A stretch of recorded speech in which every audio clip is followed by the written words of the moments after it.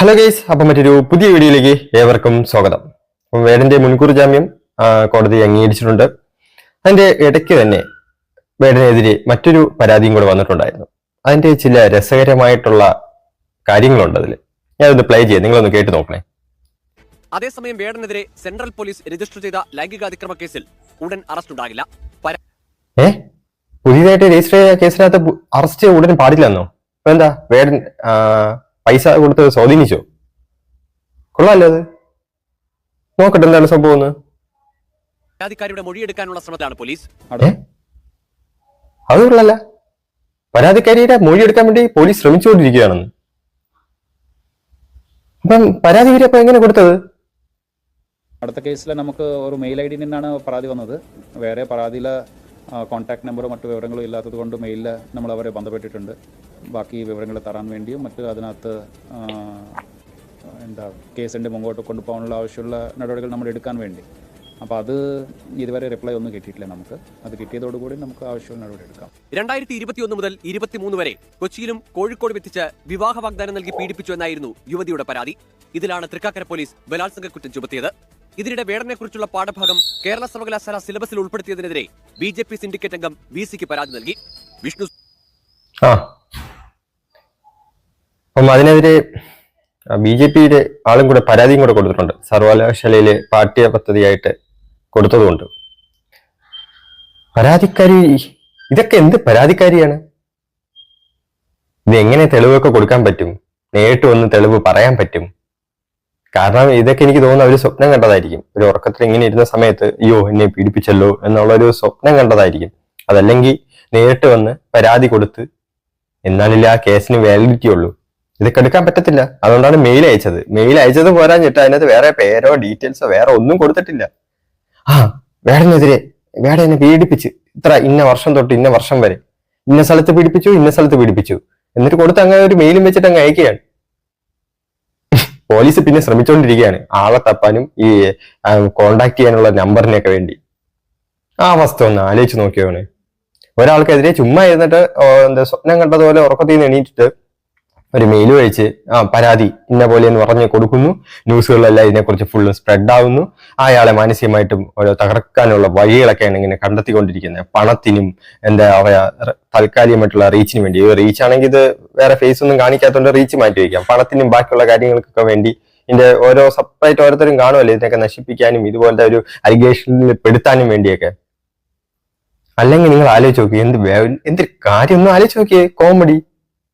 Mail അയച്ചിരിക്കുന്ന പരാതി okay, കുഴപ്പമില്ല, നല്ല കാര്യം. അതിനകത്ത് വേറെ എന്തെങ്കിലും അറ്റാച്ച് ചെയ്യണ്ടേ? പേരില്ല, ഡീറ്റെയിൽസ് എന്ത് ഊമക്കത്താ പണ്ട് കാലത്തുള്ള ഊമക്കത്ത് പോലെ അയച്ചിട്ടുണ്ട്. എന്നിട്ട് എന്നെ പീഡിപ്പിച്ചു എന്ന്. അതും 2022-23 കാലം. ഇതൊക്കെ എന്തോ സ്വപ്നം കണ്ട എണീക്കുന്നതാണ് കേട്ടോ, വേറെ ഒന്നും മറ്റൊന്നുമല്ല. നിങ്ങൾ കേട്ട് കാണും പെരിങ്ങോട്ട് വരെ പീഡന കേസ്. അപ്പൊ അതിനകത്ത് ഇപ്പൊ ഒരു വഴിത്തിരി വന്നിട്ടുണ്ട്. അതായത് പൂജയ്ക്ക് എത്തിയ സമയത്ത് പീഡിപ്പിച്ചു എന്നായിരുന്നു. വീട്ടിലെ പ്രശ്നങ്ങൾ പരിഹരിക്കാൻ വേണ്ടി പോയ സമയത്ത് അദ്ദേഹം പീഡിപ്പിച്ചു എന്ന് പറഞ്ഞിട്ടുള്ളായിരുന്നു കേസ്. ആ കേസിനകത്ത് ഇപ്പം പരാതിക്കാരി ഉൾപ്പെടെ 5 പേര് ഇപ്പം അറസ്റ്റിലായിട്ടുണ്ട്. അതൊരു ഹണി ട്രാപ്പ് ആയിരുന്നു. പക്ഷെ ആ ഒരു കുറ്റാരോപിതനായിട്ട് ആള് ജയിലിൽ പോവുകയും ഇത്രയും ദിവസം മാനസികമായിട്ടുള്ള ആ ഒരു അനുഭവിച്ചതിനൊക്കെ ഇപ്പൊ ആര് സമാധാനം പറയും? ഇത് ഓരോ കാര്യങ്ങളൊക്കെ തെളിയാൻ വേണ്ടി കുറച്ച് സമയം എടുക്കുമല്ലോ. ആലോചിച്ച് നോക്കി അവസ്ഥ. അതേപോലെയാണ് ഇനി അങ്ങോട്ടുള്ള സമയത്തെ സത്യം പറഞ്ഞാൽ ഒരു 360 ക്യാമറയും കൂടെ ഫിറ്റ് ചെയ്തിട്ട് വേണം നടക്കാൻ. എപ്പോഴാണ് എവിടെ നിന്നാണ് പീഡന കേസ് എന്ന് പറഞ്ഞിട്ട് കേസ് പറഞ്ഞതെന്ന് പറയാൻ പറ്റത്തില്ല. ഇങ്ങനെ ഈ ഫേക്കുകൾ പറഞ്ഞതിന്റെ ഇടയ്ക്ക് ഇതിപ്പോ ഒരു ട്രെൻഡായി മാറിയിരിക്കുകയാണല്ലോ. ഇതുപോലെ ഈ ഫേക്കുകൾ പറഞ്ഞതിന്റെ ഇടയ്ക്ക് സത്യം റിയൽ ആയിട്ട് നടക്കുന്നത് പോലും അതിനകത്ത് ഇപ്പം എന്താ പറയാ എന്തെങ്കിലും വസ്തുത ഉണ്ടോന്ന് ഫസ്റ്റ് ഒരു തോട്ട് പോകും. അതിനെ കൂടെ നശിപ്പിക്കാനാണ് കുറെ എണ്ണം ഇറങ്ങിയിരിക്കുന്നത്. ഇനി അവർക്കെതിരെയൊക്കെ കർശനമായിട്ടുള്ള നടപടികൾ വന്നാൽ മാത്രമേ ഇനി ഇതുപോലത്തെ ഒരു ട്രെൻഡും പിടിച്ചുകൊണ്ട് ഇങ്ങനെ ഓരോരോ ജീവിതങ്ങളുണ്ടല്ലോ വരാതിരിക്കത്തുള്ളൂ. ഈ മുൻകൂർ ജാമ്യം കിട്ടിയതിന് ശേഷം വേടന്റെ അഡ്വക്കേറ്റിന് എന്താണ് പറയാനുള്ളതും കൂടെ നമുക്കൊന്ന് കേട്ട് നോക്കാം. അത് റേപ്പാണെന്ന് പറഞ്ഞു വെച്ചു. വേണ്ട കേസിൽ മുൻകൂർ ജാമ്യം കൊടുക്കണം, കസ്റ്റഡിയൽ ഇൻട്രോഗേഷൻ വേണമെന്നുള്ള ക്വസ്റ്റനാണ് കോടതി കൺസിഡർ ചെയ്തത്. അപ്പോൾ അതിനകത്ത് ബാക്കിയുള്ള എല്ലാം എലാബറേറ്റ് ആയിട്ട് കൺസിഡർ ചെയ്തിട്ട് സാധാരണഗതിയിൽ ഇപ്പോൾ കേരളത്തിലോ അല്ലെങ്കിൽ ഇന്ത്യയിൽ നടക്കുന്ന ഒരു സംഭവം എന്ന് വെച്ചാൽ റിലേഷൻഷിപ്പ് ബ്രേക്ക് ചെയ്ത് കഴിയുമ്പോൾ അത് റേപ്പാണെന്ന് പറഞ്ഞു വരും. അപ്പോൾ അങ്ങനെയുള്ള കേസിൽ കസ്റ്റോഡിയൽ ഇൻട്രോഗേഷൻ ഇതൊന്നും ന്യായീകരിക്കുകയല്ല, ആരും ചെയ്തത് ശരിയാണോ തെറ്റാണോ എന്നുള്ള ക്വസ്റ്റൻ അല്ല ഇവിടെ നോക്കണേ. അതായത് ഇങ്ങനത്തെ സംഭവത്തിൽ ഒരാളെ ജയിലിലിട്ടതിന് ശേഷം ട്രയൽ നടത്തണം, അല്ല ട്രയൽ നടത്തി അതിനകത്ത് തെളിവുണ്ടെങ്കിൽ, അതായത് ചെറിയൊരു വേരിയേഷൻ ആണുള്ളത്. അതായത് പ്രോമിസ് ടു മാരേജ് അല്ലെങ്കിൽ റിലേഷൻഷിപ്പ് എങ്ങനെയാണ് ഉണ്ടായെന്നുള്ളത് വേണമെങ്കിൽ തെളിവ് കൂട്ടി കയറി ആ വിറ്റ്നസ് തെളിവ് പറഞ്ഞാൽ മാത്രമേ ഇതാവുള്ളൂ. അങ്ങനെ പറഞ്ഞതിന് ശേഷം മാത്രം ആണ് ഒരാളെ ശിക്ഷിക്കേണ്ടത്. ആർട്ടിക്കൽ 21 ഒരു എക്സ്റ്റൻഡ് പ്രിൻസിപ്പിൾ ആണ് ആക്ച്വലായിട്ട് പറഞ്ഞാൽ. 438 ബെയിൽ എന്നൊക്കെ നമ്മൾ പറയുന്നുണ്ടെങ്കിലും ഒരാളെ അനാവശ്യമായിട്ട് അത് ശരിയാണോ തെറ്റാണോ ചെയ്ത കാര്യം എന്താണെന്ന് അറിയാണ്ട് കിട്ടിയ ഉടനെ ആളെ പിടിച്ച് അകത്തിട്ടതിന് ശേഷം വേണോ ബാക്കിയുള്ള കാര്യങ്ങൾ നടത്താനുള്ളതാണ് കോടതി മെയിനായിട്ട് തീരുമാനിച്ചത്. അല്ലാണ്ട് വേണം കുറ്റം ചെയ്തിട്ടുണ്ടോ ഇല്ലോ എന്നുള്ള കാര്യമല്ല തീരുമാനിച്ചത്. വേടന്റെ കസ്റ്റോഡിയൽ ഇൻട്രോഗേഷൻ ഈ സ്റ്റേജിൽ വേണോ വേണ്ടോ എന്നുള്ള കാര്യം മാത്രമാണ് കോടതി ഇന്ന് തീരുമാനിച്ചത്. അങ്ങനെയാണ് ആന്റിസിപ്പേറ്ററി ബെയിൽ തന്നിട്ടുണ്ട്. ആന്റിസിപ്പേറ്ററി ബെയിൽ കണ്ടീഷൻസ് വെച്ചിട്ടുണ്ട്. ഒരു ഇൻവെസ്റ്റിംഗ് ഓഫീസറിന് മുമ്പിൽ ഹാജരാവണം, ഹാജരായി കഴിഞ്ഞ ഇൻവെസ്റ്റിംഗ് ഓഫീസർക്ക് അറസ്റ്റ് ചെയ്യണം, അല്ല ക്വസ്റ്റൻ ചെയ്താൽ ക്വസ്റ്റൻ ചെയ്യണം. അങ്ങനെയുള്ള എല്ലാം പ്രൊട്ടക്ട് ചെയ്തിട്ട് പ്രോസിക്യൂഷൻ ശ്രദ്ധിക്കണം. നിങ്ങൾ എല്ലാവരും ശ്രദ്ധിക്കണം. ഇതുപോലത്തെ ഓരോരോ ഇങ്ങനെ ഇപ്പം പാർട്ടിപരമായിട്ടായിക്കോട്ടെ ഇതുപോലെ ഉയർന്നു വരണമായിക്കോട്ടെ ഇവർക്കൊക്കെ ഫസ്റ്റ് ആയിട്ട് തകർത്താനുള്ള ഏറ്റവും ബെസ്റ്റ് ആയുധം എന്നുള്ളത് ഇതുപോലത്തെ ഒരു കേസുകളൊക്കെയാണ്.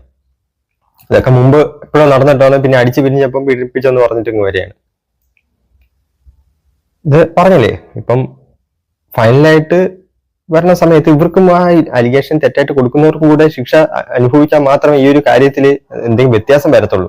അല്ലെങ്കിൽ ഇതിങ്ങനെ കണ്ടിന്യൂസ് ആയിട്ട് ഇങ്ങനെ നടന്നുകൊണ്ടേയിരിക്കും. എന്തെങ്കിലും പ്രശ്നം പറ്റി അടിച്ചു പിരിഞ്ഞതിന് ശേഷം പീഡിപ്പിച്ചു എന്ന് പറഞ്ഞിട്ട് കേസും കൊണ്ട് വരുന്നവർക്കും ഇതുപോലെ തെളിവും ഒന്നുമില്ലാതെ ചുമ്മാ കാണാൻ മറയത്തിരുന്നുകൊണ്ട് ഒരു മെയിൽ അയച്ച് എന്നെ പീഡിപ്പിച്ചു, ഇന്നയാള് പീഡിപ്പിച്ചു എന്ന് പറഞ്ഞിട്ട് കേസ് കൊടുക്കുന്നവർക്കും ശക്തമായിട്ടുള്ള അവർക്കെതിരെയും കൂടെ നടപടികളൊക്കെ ഇനി അങ്ങോട്ട് വന്നാൽ മാത്രമേ ഈ ഒരു കാര്യത്തിന് ഒരു അന്ത്യം വരത്തുള്ളൂ. അല്ലെങ്കിൽ ഇതിങ്ങനെ തുടർന്നു കൊണ്ടുപോയിരിക്കും. ഈ ചിലവരൊക്കെ പണത്തിന് വേണ്ടിയായിരിക്കും, ചിലവരൊക്കെ പ്രശസ്തിക്ക് വേണ്ടിയായിരിക്കും. ഇപ്പം റീസെന്റ് ആയിട്ട് വന്ന ആലോചിച്ച് വെക്കണം, നമ്മുടെ 2.0.2 അതിന്റെ വേർഷനൊക്കെ ഇപ്പൊ കണ്ടറിയാം. ഓരോരോ ഇന്റർവ്യൂ കൊടുക്കുന്നതും എനിക്ക് അറിഞ്ഞുകൂടെ, ആടയാഭരണങ്ങളൊക്കെ ധരിച്ച് അങ്ങ് ചിരിച്ച് കളിച്ച് ഇങ്ങനെ സെറ്റായിട്ടൊക്കെയാണല്ലേ കൊടുക്കുന്നത്. ആ ഒരു യുവ നടി ഇപ്പൊ അത് പ്രമുഖ നടിയായിട്ടാ. ഇപ്പൊ അവർക്ക് ഇപ്പോഴാണ് കുറച്ച് റീച്ച് കിട്ടിയത്. ഒരു സന്തോഷം കാണാം മുഖത്തൊക്കെ. ഇതുപോലത്തെ കേസുകളൊക്കെ നമുക്ക് ചുറ്റും ഇപ്പൊ ഇങ്ങനെ നടന്നുകൊണ്ടിരിക്കുകയാണ്. അപ്പം ഓരോരുത്തരും എനിക്ക് പറയാനുള്ളത് ശ്രദ്ധിച്ചും കണ്ടൊക്കെ മാത്രം നടക്കുക. ഇത് എപ്പോഴാണ് എന്തിനാണ് കറങ്ങിത്തിരിഞ്ഞ് വരണേന്ന് പറയാൻ പറ്റത്തില്ല. അതുകൊണ്ട് ശ്രദ്ധിച്ചാൽ നിങ്ങൾക്ക് കൊള്ളാം. ഇനി ഞാൻ പറഞ്ഞില്ല, അതുപോലെ എനിക്ക് തോന്നുന്നു ഒരു 360 ഡിഗ്രി ക്യാമറയും കൂടെ ഫിറ്റ് ചെയ്യേണ്ടി വരും മിക്കവാറും. അല്ലെങ്കിൽ ഇതുപോലത്തെ ഫേക്ക് അലിഗേഷൻസ് ഒക്കെ വരും. പക്ഷെ ഇതിന്റെ ഇടയ്ക്ക് തെറ്റ് ചെയ്യുന്നവര് ഒരിക്കലും രക്ഷപ്പെടാൻ പാടില്ല. ഇതിപ്പം എനിക്ക് തോന്നുന്നു റീസെന്റ് ആയിട്ട് വരുന്നതൊക്കെ തെറ്റ് ചെയ്യാത്തവരാണ് ഇപ്പൊ ശിക്ഷിക്കപ്പെട്ടുകൊണ്ടിരിക്കുന്നത്. മറ്റവരിപ്പം പൊടിയും തട്ടി പോവുകയും ചെയ്യുന്നു. ഇതിനൊരു അറുതി ഉണ്ടാവട്ടെ എന്ന് നമുക്ക് പ്രാർത്ഥിക്കാം. അല്ല എന്ത് ചെയ്യാൻ പറ്റും? ഇതുപോലത്തെ അതിജീവിതകളുണ്ടല്ലോ, അതിജീവിതകളല്ല, ജീവനില്ലാത്ത ജീവിതകൾ, ഈ ഇരകളെയൊക്കെ ഇരകളാക്കി വിട്ടു കഴിഞ്ഞാൽ പിന്നെ പ്രശ്നങ്ങൾ തീരും. ഇതിനൊരു മാറ്റം വരുമെന്ന് നമുക്ക് പ്രതീക്ഷിക്കാം, അനുമാനിക്കാം. കാലം കലികാലമാണ് കേട്ടാ, എപ്പോഴും സംഭവിക്കാം. അതുകൊണ്ട് എല്ലാവരും ശ്രദ്ധിച്ചും കണ്ടൊക്കെ ഇരിക്കുക. ഇതിന്റെ ഇടയിൽ നമ്മുടെ പേരിനെ കുറിച്ചുള്ള പാഠഭാഗം യൂണിവേഴ്സിറ്റി സിലബസിൽ ഉൾപ്പെടുത്തിയതിൽ പ്രതിഷേധിച്ച് നമ്മുടെ BJP സിൻഡിക്കേറ്റ് അംഗം പരാതി കൊടുത്തിരിക്കുകയാണ്. ഇപ്പൊ ഇവർക്ക് ഭയങ്കര ഇനിഷ്യേറ്റീവ് ആണ് കേട്ടോ ഈ ഒരു വേടന്റെ കേസിനകത്ത്.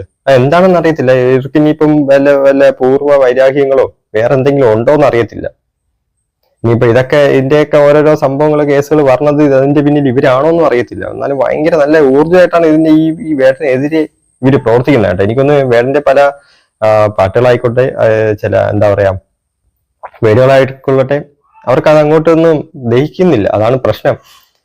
ആ ഒരു വ്യക്തി എങ്ങനെയെങ്കിലും തകർക്കാന്നുള്ളൊരു ദൃഢനിശ്ചയത്തോടെയാണ് അവർ പെരുമാറുന്നത്. നിങ്ങൾക്കറിയാം, നിങ്ങൾക്ക് ജസ്റ്റ് ആ ഒരു ജനം ടിവിയിൽ വേണ്ട ഒരു കേസുകൾ എടുത്താൽ തന്നെ അറിയാം. അതിനെ ഒരു നെഗറ്റീവ് പറഞ്ഞ സമയത്തൊക്കെ അങ്ങ് കൊട്ടി ആഘോഷിച്ചിടുക, വേറെ എന്തൊക്കെ അതിനകത്ത് കണ്ടെത്താൻ പറ്റുമോ അതൊക്കെ അങ്ങ് കണ്ടെത്തിക്കൊണ്ടിരിക്കുകയാണ്. ഇതുപോലത്തെ പോസിറ്റീവായിട്ട് എന്തെങ്കിലുമൊക്കെ കേസുകളിൽ വരുത്തിട്ട് വരുമ്പം അവിടെ ഒരു നിശബ്ദമായിരിക്കും, ജസ്റ്റ് ഒരു ഹെഡ്ലൈനിലായിരിക്കും അത് ഒതുങ്ങുന്നത്. ഓരോരുത്തരെയൊക്കെ വേണ്ടി ടാർഗറ്റ് ചെയ്തിട്ട് ഇങ്ങനെ തകർക്കാൻ വേണ്ടി ഇങ്ങനെ ഒരുമ്പിട്ട് ഇറങ്ങിക്കഴിഞ്ഞു കഴിഞ്ഞാൽ ആർക്കും ഒന്നും ചെയ്യാൻ പറ്റത്തില്ല, അനുഭവിക്കല്ലാതെ. അധികം വലിച്ചു നിൽക്കുന്നില്ല. അപ്പൊ മറ്റൊരു പുതിയ വീഡിയോ ആയിട്ട് വീണ്ടും കാണാം.